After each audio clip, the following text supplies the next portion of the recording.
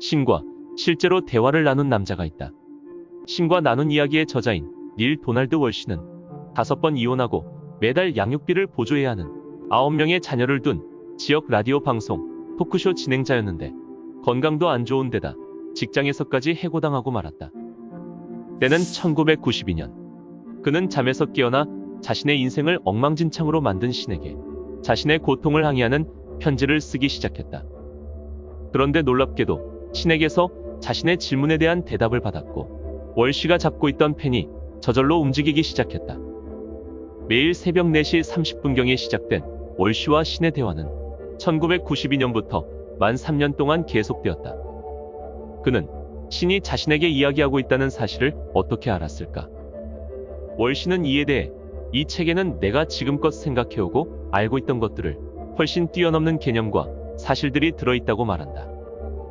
오늘은 뉴욕타임즈 베스트셀러에 137주간 올랐던 책 신과 나눈 이야기 두 번째 이야기를 해보겠다.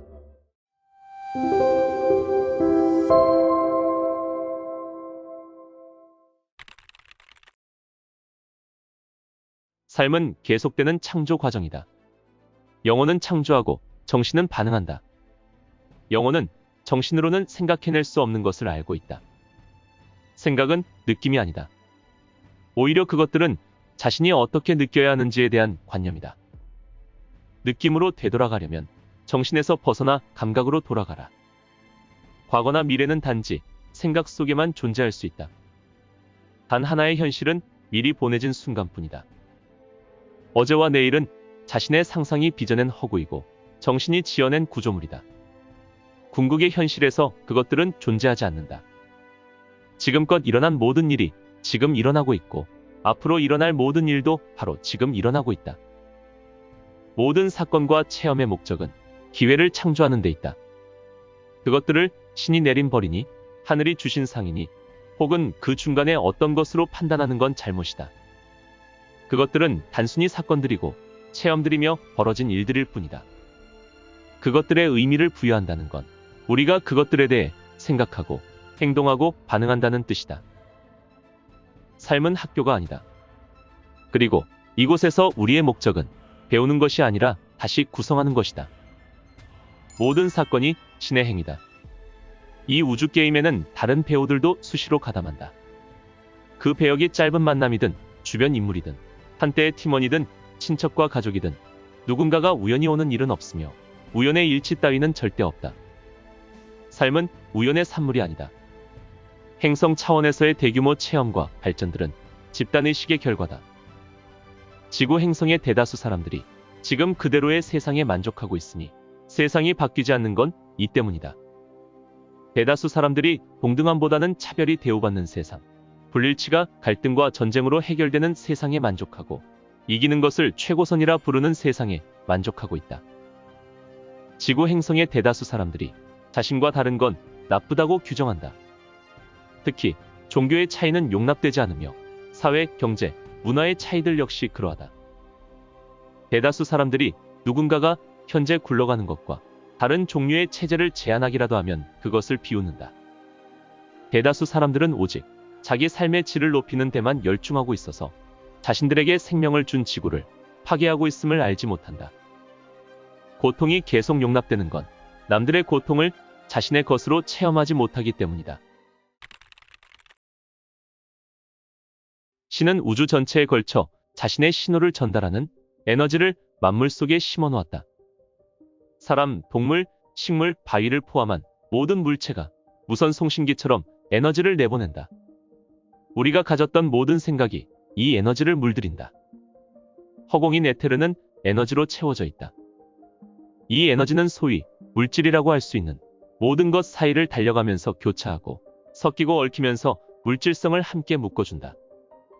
때로는 개인들이 창조하기도 하지만 대개는 대중의식이 만들어낸 신호들, 즉 메시지와 의도와 치유를 비롯한 여러 물질 효과들을 서로에게 보내는 것은 이 바탕을 따라서다. 헤아릴 수 없이 많은 이 에너지들은 서로에게 이끌린다. 이것을 끌어당김의 법칙이라고 한다. 이 법칙에서 비슷한 것끼리는 서로 끌어당긴다. 그리고 이 비슷한 에너지들이 많아지고 그들의 진동이 무거워지면 그것들은 서서히 속도를 늦추고 그중 일부는 물질이 된다. 생각은 물질 형태를 창조해낸다. 그래서 많은 사람들이 같은 것을 생각할 때 그들의 생각이 현실이 될 가능성은 훨씬 더 높아진다. 말하자면 세계적인 범위로 존재하는 두려움이나 분노나 결핍이나 부족함 따위의 의식은 그런 체험을 창조할 수 있다. 대다수 사람들은 육체 수준에서 삶을 산다. 몸에 양분을 주고 몸에 옷을 입힌다. 몇 년이 가도 좋은 책 한 권을 읽지 않는다. 그들은 자신의 힘으로 생각할 필요가 없는 지도자를 뽑고 그런 정보를 지지하고 그런 종교를 받아들인다. 자신의 영혼에 영향을 주고 있는가?